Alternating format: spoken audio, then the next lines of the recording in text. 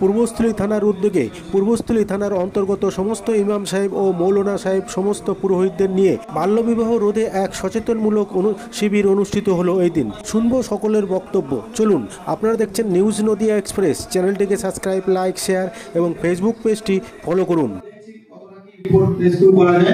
এখন নতুন করে যদি কখনো এরকম মানে আমাদের কাছে কেউ আবদার করে যে বিয়েটা দিদি কিছু টাকা দেবো, এইটা যেন না হয়, আর এই জিনিসটা করবে না, এইটুকুই আমার বলার। কিন্তু এখন যে ঘটনাটা ঘটছে যে লুকিয়ে বিয়েটা দিল, সে বিয়ে দেওয়ার পর ধরুন বাচ্চা আসছে, সে হসপিটালে ভর্তি হচ্ছে, তার আধার কার্ড দিয়ে তথ্যটা চলে আসছে, যে দেখা গেল আমাদের 1 বছরের মধ্যে 300টা মেয়ের বিয়ে হয়ে যাচ্ছে এবং বাচ্চা হচ্ছে, বিয়ে হওয়া নয়, মানে আন্ডারে যে বাচ্চা হলে কি সমস্যা আছে সেগুলো গার্জেনদেরকে আমরা মিটিং এ বলি। আপনাদের যেটা দায়িত্ব, আপনারা যদি কখনো এরকম বিয়েতে যোগদান করেন, যদি করে থাকেন ঠিক আছে, আগে ভুলে যান, কিন্তু এখন ভুলেও কিন্তু করবেন না। তার কারণ হচ্ছে এখন কিন্তু এই আইনের যে ধারা সেটা কিন্তু কঠোর হয়ে গেছে। মানে যদি সে মেয়েটা একবার মুখ ফুসকে বলে দেয় যে বিয়েটা উনি পার্টিসিপেট করেছে, জেল কিন্তু আপনাদেরও হবে। মানে যে বিয়েটা দিচ্ছে সে যেরকম দোষী, যে বিয়েতে যারা পার্টিসিপেট করছে, যোগদান করছে বা বিয়েতে যারা সাহায্য করছে, তারাও কিন্তু সমান দোষী। তো আপনারা সরকারি সাহায্য যেটা ইমাম ভাতা পাচ্ছেন বা পুরোহিতরা যেটা ভাতা পান, ঠিক আছে, আমরা যদি কোনোদিন জানতে পারি যে এরকম ভাবে এই ইমাম বিয়ে দিয়ে দিয়েছে, ঠিক আছে, আমরা কিন্তু সরকারি ভাবে পুরো এখান থেকে বন্ধ করার চেষ্টা করবো। একদম উপর থেকে আমাদের নির্দেশ আছে, কারণ আমাদের জন্য তো সরকার ভাবছে, তাহলে সরকারের পক্ষে নিয়ে আমাদের ভাবতে হবে। সরকার কিন্তু স্ট্রিক্টলি গাইডলাইন দিয়েছে 18 বছরের আগে বিয়ে করা যাবে না মেয়েদের, ছেলেদের বয়স 21। তাহলে আপনারা যখন বিয়েটা দেবেন বা বিয়েটা পড়াবেন, তখন কিন্তু অ্যাট ফার্স্ট তার জন্ম সার্টিফিকেট এবং আধার কার্ডটা দেখবেন, অ্যাটলিস্ট দুটো ডকুমেন্ট দেখবেন। তাহলে দেখা যাবে যে যেটা হচ্ছে এটা কিন্তু যে বিয়েটা পড়াতে এসছে। আর একটা বলছে এখানে দেখো নম্বর দেওয়া আছে 1098, এই যে টোল ফ্রি নম্বর, এই নম্বরে যে ফোন করবে তার নাম এবং নম্বর গোপনীয়তা বজায় রাখা হয়। তাহলে আপনারা হবে না পুরোহিত লাগে বা ইমাম লাগে যে পড়াতে গেলে, তো সেই জন্য হয়তো আপনাদেরকে ডেকেছে আইসি স্যার ও ম্যাডাম। এখন বিষয় হচ্ছে এইটা যাতে কমানো যায়, সেইটা কিন্তু আমাদের আজকে এখানে এসছেন একটা দায়িত্ব বলতে পারে নিতে হবে, যাতে ইন ফিউচার এই জিনিসগুলো যাতে আর না হয়। এবার ধরুন অনেকেই আছে আমাদের কাছে রিপোর্টিং হয় যে আপনারা আছেন যে অত অল্প পয়সার জন্য বিয়েটা দিয়ে দিচ্ছেন। এবার অল্প বয়সে বিয়ে হলে যে কি সামাজিক অবক্ষয়, মেন সূত্রপাত কিন্তু এখান থেকে। এবার সেটা বাবা মাকে বোঝাতে হবে বা কাউন্সিলিং করাতে হবে যে আপনার মেয়ের যদি অল্প বয়সে বিয়ে হয় কি কি ক্ষতি আছে। আমরা যেহেতু মানুষ, আমরা তো একটা সামাজিক জীব, আমাদের একটা দায়িত্ব যে আমাদেরকে এটা, আমরা যদি একটা সরকারের নিয়ম না মানি, সরকার আমাকে গাইডলাইন বলছে রাস্তার বাঁ দিক দিয়ে হাঁটা, তাহলে আমি যদি ডান দিক দিয়ে হাঁটি বা মাঝখানে হাঁটি তাহলে আমার কি হবে, অ্যাক্সিডেন্ট হবে।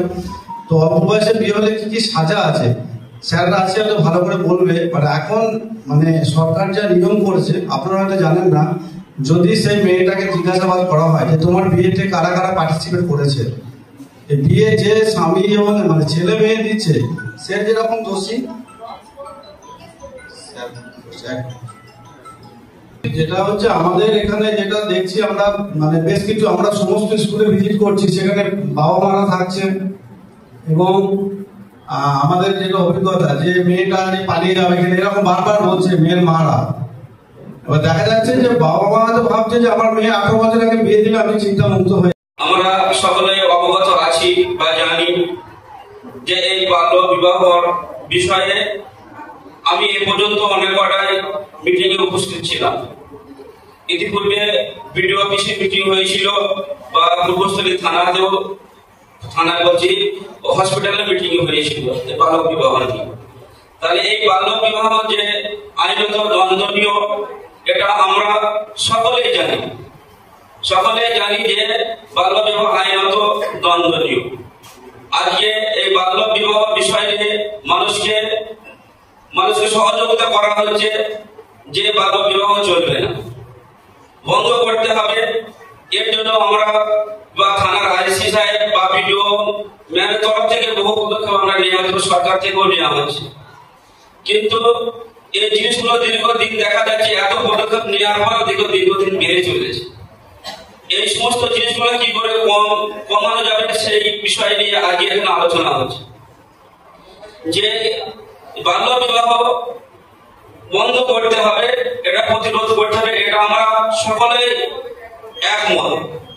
কিন্তু একটা জিনিস আমাদের লক্ষণীয় যে আজকে আমাদের যে ইমাম সাহেবদের আজকে উপস্থিতি বিয়ে করছে তাদের মূর্তিটাই শেষ কথা তেমনটা নয়, কিন্তু তার মা বাবারাও ফাঁসবে। কোনো যে বাড়িতে মানে যে মেয়েটি যে বাড়িতে গিয়ে উঠলো সেই ছেলের মা বাবাও ফাঁসবেন এই অ্যাক্টের আন্ডারে। আমাদের prohibition of child marriage act সেটা কিন্তু আজকের নয়, 2006 সালে, 6 সাল থেকেই তো চলছে, 6 সালে, মানে আজকের না, সেটা প্রায় বলতে গেলে 20 বছর হয়ে গেল। তারপরেও কিন্তু এরকম একটা পিকচার আমাদের ব্লকে আছে। বিভিন্ন জায়গা থেকে আমাদের খবর আসে, কিছু খবর আসে, কিছু খবর আসে না। আপনাদের কাছে অনুরোধ, যদি চাইল্ড ম্যারেজের খবর পান বা আপনাদের কাছে কেউ যদি বিয়ে করতে আসেন, আমরা বিডিও অফিসেও বলেছিলাম এজ গ্রুপ না দেখে কারোর বিয়ে দেবেন না। এজ গ্রুপ এখন মোটামুটি সবার কাছেই আছে, হয় বার্থ সার্টিফিকেট, নয়তো স্কুলের অ্যাডমিট কার্ড, কিংবা অন্তত পক্ষে আধার কার্ড সবারই থাকে। এজ গ্রুপ না দেখে কারোর বিয়ে দেবেন না।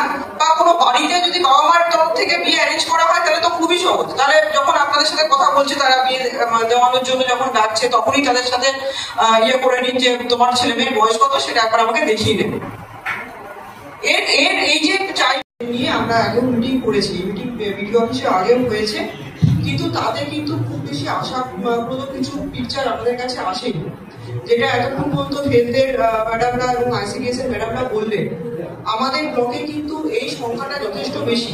এক তো চাইল্ড ম্যারেজ, মানে 18 বছরের আগে মেয়েদের বা 21 বছরের আগে ছেলেদের বিয়ে হওয়ার সংখ্যাটা যথেষ্ট বেশি, এবং তার পরবর্তীকালে কমপ্লিকেশনস গুলো অ্যারাইজ করছে, সেটা হচ্ছে চাইল্ড প্রেগনেন্সির ক্ষেত্রে, টিনেজ প্রেগনেন্সির ক্ষেত্রে, যখন তারা অল্প বয়সে মা হতে চলেছে, তখন খবরগুলো বেরিয়ে আসছে এবং আশা কর্মীদের কাছ থেকে তখন জানা যাচ্ছে, বা হেলথের দিদিরা তখন তো আর কিছু করার থাকে না, তাকে মেডিকেল ট্রিটমেন্ট করা ছাড়া বা কোনো রকম কমপ্লিকেশন অ্যারাইজ করলে সেগুলো মানে ডাক্তারের দ্বারস্থ বা অন্য জায়গায় যাওয়া ছাড়া আর কিছু করার থাকে না, এবং অনেক ক্ষেত্রে এই ক্ষেত্রে জীবনহানিও ঘটে।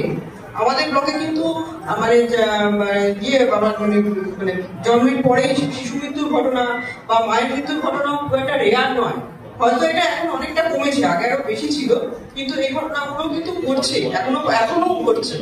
দেখুন, আমাদের সমাজ অনেকটাই এগিয়ে গেছে, এবং এই যে রিলেটেড যে আইনটা আছে, আইন নিয়ে আইসি সাহেবরা ডিটেলসে আপনাদের বলবেন, সেজন্য ওনারা আজকে ডেকেছেন, যাতে এই চাইল্ড ম্যারেজের ক্ষেত্রে আমরা শপথ গ্রহণটা শুরু করেছি। আমি সবাই আমার সঙ্গে বলবেন, আমি শপথ নিচ্ছি যে সর্বদা বাল্য বিবাহের বিরোধিতা করব। আমি শপথ নিচ্ছি যে কখনো এমন জানতে পারলে তা বন্ধ করার জন্য উপযুক্ত ব্যবস্থা নেব। আমি কিশোর কিশোরীদের বাল্য বিবাহের কুফল সম্পর্কে অবগত করা এবং কোন বিয়ে হচ্ছে জানতে পারলে 1098 এই নম্বরে ফোন করব। আমি শপথ নিচ্ছি যে শিশু পাচারের মতো ভয়ঙ্কর অপরাধের তীব্র বিরোধিতা করব এবং বাল্য বিবাহ ও শিশু পাচার রুখতে সচেষ্ট থাকবো। এখানে যারা আপনারা পার্টিসিপেট করেছেন, আপনারা হয়তো অনেকে জেনে গেছেন যে আজকে কেন আপনাদেরকে ডাকা হয়েছে। তো এরকম মিটিং তো আগে এরকম আয়োজন করার প্রয়োজন হয়নি এই থানাতে। আগে হয়তো আপনারা ব্লকে গেছেন, তদন্তটা যেটা ছিল আগে হয়তো এতটা ছিল না, এখন কোভিড এর পর থেকে কিন্তু এটা বাড়ছে। তো এইটা যে না হয় তার জন্য আমাদেরকে আপনাদের একটা দায়িত্ব আছে, সেটা পালন করতে হবে। কিরকম দায়িত্ব? যে কোনো মেয়ের বাবা মা বা যে মন্দিরে গিয়ে বলছে, তো এইটা আপনারা যা এতদিন করেছেন ঠিক আছে, নতুন করে কিন্তু কেউ করবেন।